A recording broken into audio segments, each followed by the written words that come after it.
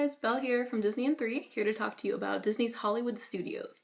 Today we're focusing on things that high schoolers or college kids would like most when visiting the parks. Some people make the mistake of thinking that Disney World is mostly for little kids, and while there are tons of fantastic rides and attractions for little kids, younger people, there's plenty of great stuff for us and fantastic restaurants and cool shows. I'm going to share some of that with you, as well as a couple of things that you might skip on your trip to save a little time. Okay, some of the best rides in Disney's Hollywood Studios are by far Tower of Terror and Rock and Roller Coaster. They're some of the most unique, well-themed, and thrilling rides in all of Disney World, not just Hollywood Studios. But an important thing, if you haven't been to Disney World, be sure to get FastPasses for these rides because they have long lines all day. There's really no lull at either of them, so it's important to go online. You can book FastPasses 30 days in advance and 60 days in advance if you stay at one of the Disney resorts. So definitely take advantage of that. Last time I went, I had to wait an hour and 15 minutes for Tower of Terror because they were having some mechanical issues with one of the towers. And then we went to Rock and Roller Coaster right afterwards and had to wait almost 2 hours because the ride went down. We didn't have fast passes that time. So if we had gotten fast passes, who knows, it might have taken probably about 20 minutes instead of the almost 2 hours. Saves a lot of time, helps you kind of not feel so stressed out. Another great ride at Hollywood Studios is Star Tours. It's really cool. I suggest this even for girls if you haven't seen the movie, which I hadn't on my first trip, oops. It was a really fun ride, really adventurous, kind of exciting. Another cool one is Toy Story Mania. This seems more like for little kids, but it's really fun to take your whole family and see who gets the highest score. One of the best places to eat, in my opinion, is the Sci-Fi Dine-In Theater.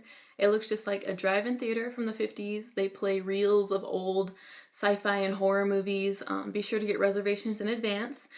We did walk in. We didn't have a reservation on my last trip, and the wait was only 20 minutes, but that was pretty rare. So we were excited we got in.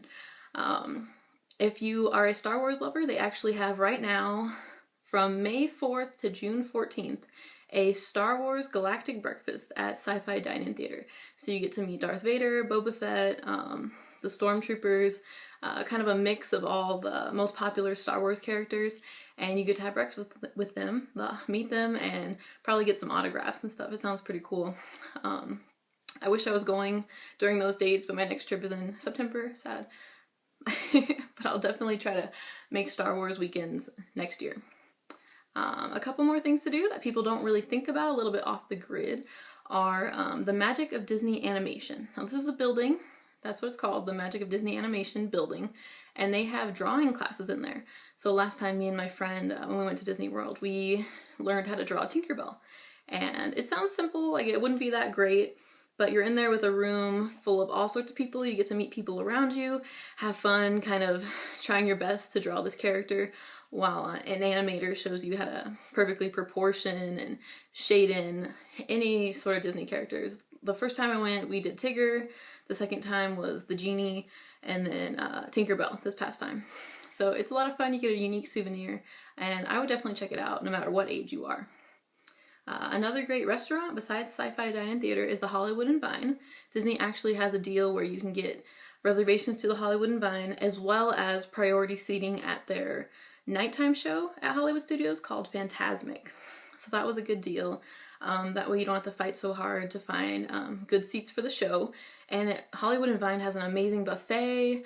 The menu changes seasonally, but they have always fresh meat and a ton of sides and desserts, and you'll probably eat way more than you should, but it is so worth it. The Indiana Jones Stunt Spectacular is the last thing that I wanted to talk about today. It was definitely a surprise. I went into it, my friend really wanted to see it. I wasn't super excited, but it was amazing. They have one of the, at least for the show I went to, it was one of Indiana Jones' actual stunt doubles. And they have all these trained stunt people. We're talking like 50 people, and props and airplanes and fire and explosions. And it was really cool. My friend got chosen to be one of the special stars in the show. And that was even cooler because she was up there on stage in the middle of all of it, and I got to record everything. So I would definitely check this out. One thing that I would miss if I were you was the show Lights, Motors, Action. To me, it was a little bit underwhelming. It's all about cars and racing and special effects, but the show itself was a little slow and seating was packed. One good thing about Indiana Jones Stunt Spectacular, there's plenty of room. I didn't have anybody trying to sit in my lap, or, you know, I wasn't super cramped. And so that is one thing I would miss. I mean, maybe some people really liked it. I thought it was just okay. So, but thank you guys for watching. If you have any questions, please shoot me an email. I am constantly checking my emails so I can respond to you. Let me help you plan your trip in any way possible, and just thank you for watching. I'll see you guys next time.